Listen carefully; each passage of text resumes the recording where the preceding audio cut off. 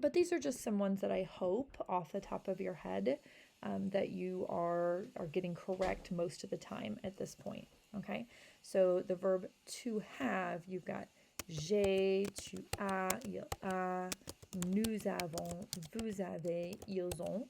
Again, that's the verb to have, so we'll start putting the English over here. Actually, we could have done that. We know that dormir is to sleep, and partir is to leave, and sortir is either to go out, in which case it would be an être verb in the past tense, or to take out, as in take out the trash, take out the dog, in which case that would be an avoir verb in the passé composé. Okay, so we'll start putting the English over here now too. Être, of course, the verb to be, but you don't say I to be, you to be, he to be. Hopefully, we know by now that it's a je suis, tu es, il est. Those two sound alike, a. Nous sommes, vous êtes, and that does have a circumflex on the top, but I'm going to make that lowercase just because everything else is lowercase.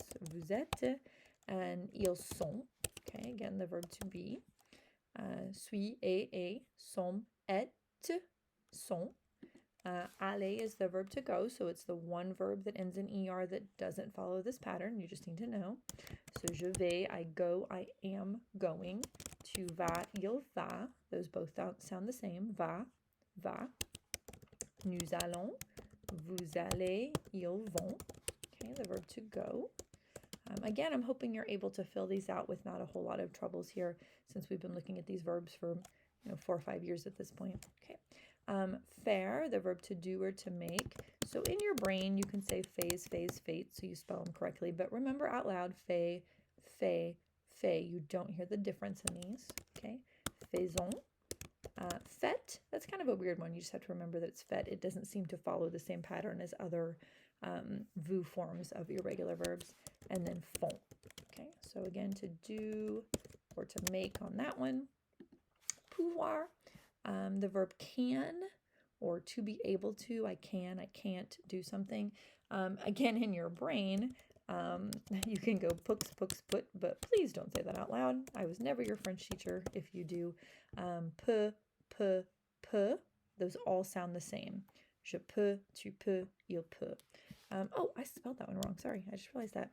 In my brain, I'm saying them, but apparently I'm not hitting the keys hard enough. Faisons, faisons.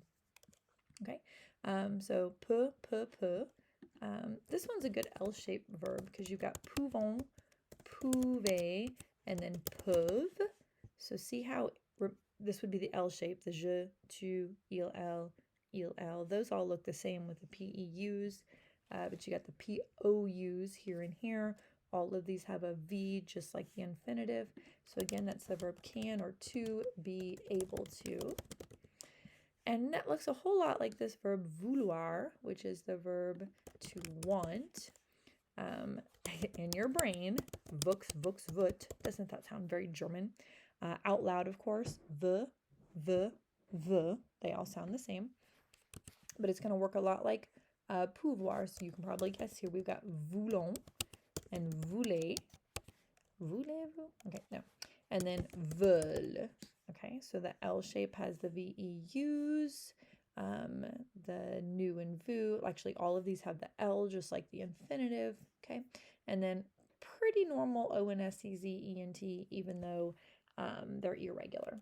Okay, so avoir means to have, but devoir means to have to, as in I have a dog, but I have to go to work so I can buy treats for my dog.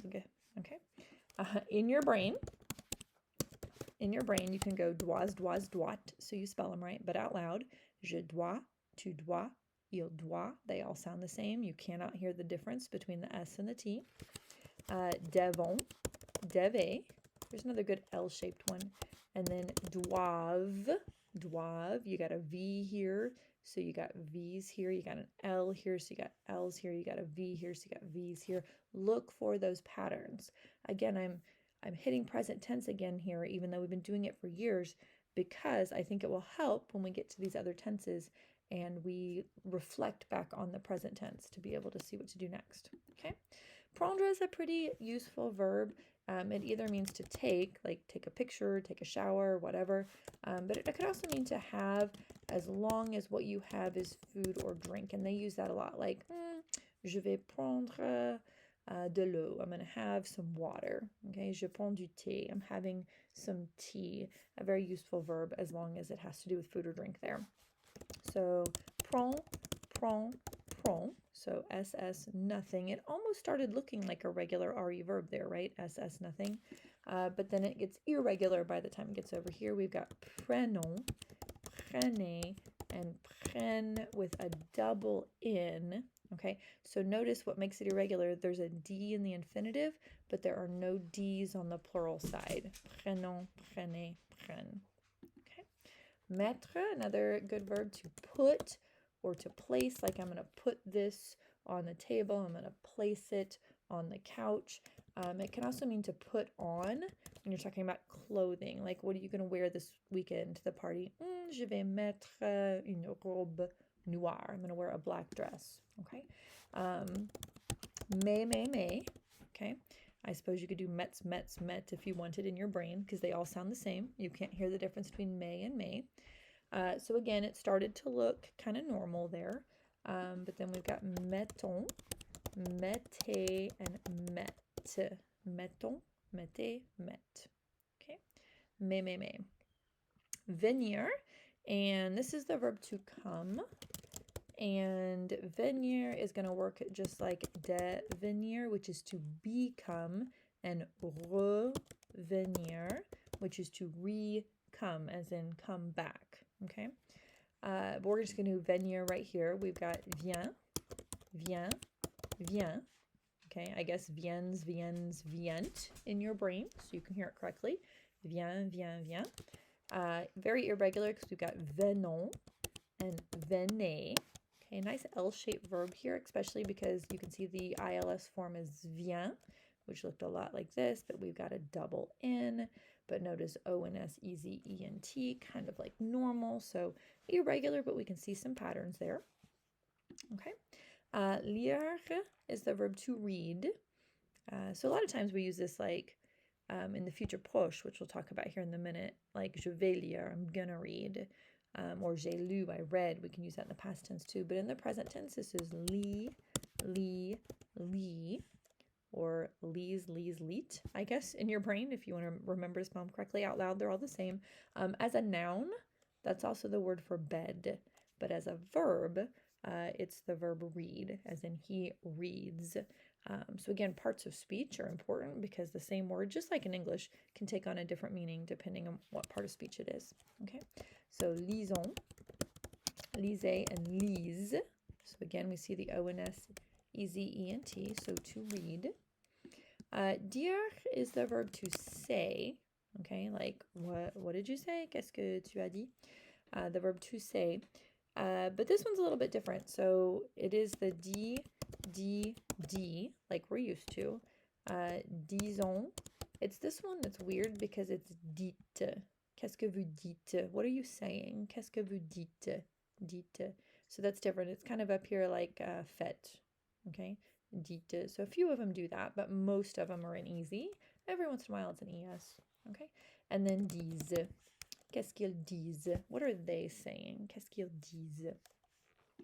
And then écrire is the verb to write. So 3 verbs of communication there, right? Reading, saying, writing.